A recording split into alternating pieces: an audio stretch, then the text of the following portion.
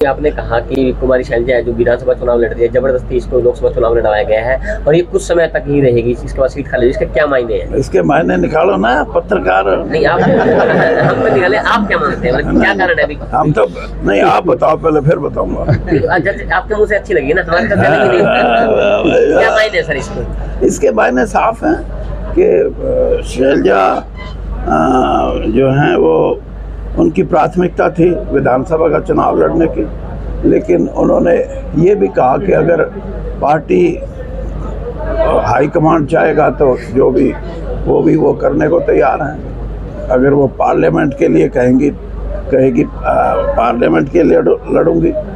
लेकिन जैसे मैंने कहा कि उनका मन है हरियाणा की राजनीति में।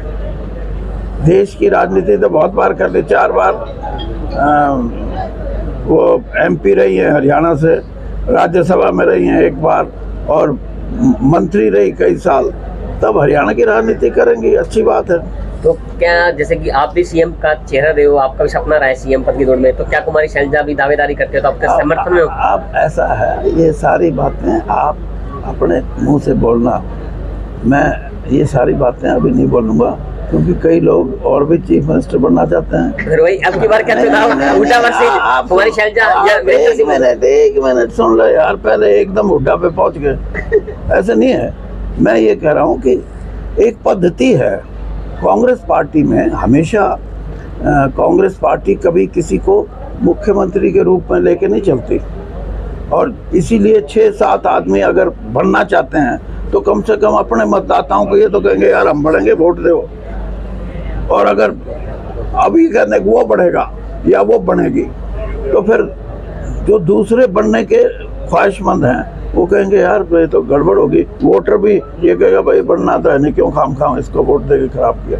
इसलिए कोई ये बात नहीं, लेकिन मैं इतनी बात जरूर कहूँगा कि सत्ता से बाहर होगी बीजेपी और कांग्रेस का राज बनेगा। कांग्रेस को सिर्फ इतना करना है कि राजनीति में जो लोगों की इच्छाएं हैं, लोगों को जोड़ने की प्रक्रिया कांग्रेस को तेज करनी पड़ेगी। ये लोकसभा के परिणाम ये इशारा नहीं करते कि परंपरागत कांग्रेस एक विचारधारा को लेकर चलने वाली पार्टी संगठित रूप से चुनाव लड़े, उसमें कहीं ना कहीं संगठन का अभी भी अभाव है।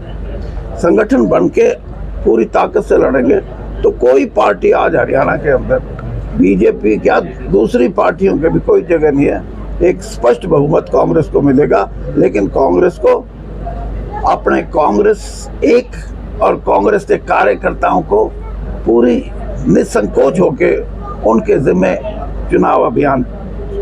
अब कौन चुनाव अभियान चला रहे थे? जिसको टिकट की ख्वाहिशमंद है, नहीं तो कार्यकर्ता होता है जो कोई ब्लॉक का भी अध्यक्ष होता है, कोई गांव की छोटी यूनिट का भी अध्यक्ष होता है, कोई बूथ का भी अध्यक्ष होता है, कोई महामंत्री होता है, कोई कितनी ऐसी चीजें हैं जो संगठन अगर पूरा बन जाए तो उस कार्यकर्ताओं की संख्या हजारों में लाखों में हो जाती है, और जब इस तरह की संख्या होगी तो उसके परिणाम भी मजबूत आते हैं। तो क्या मानते हैं कि विधानसभा चुनाव तक संगठन तैयार हो पाएगा कांग्रेस का?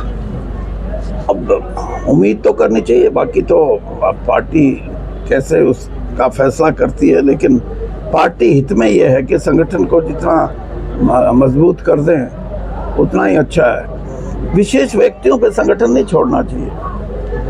विशेष व्यक्तियों पे संगठन छोड़ेंगे तो सिर्फ व्यक्तियों के जो सहायक हैं वही साथ लगेंगे।